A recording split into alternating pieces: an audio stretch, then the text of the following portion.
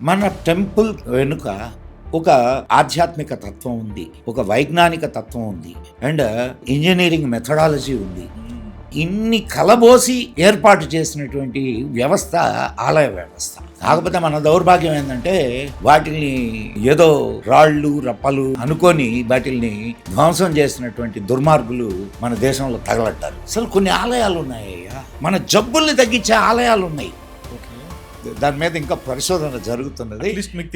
నేను చెప్తాను నీకు.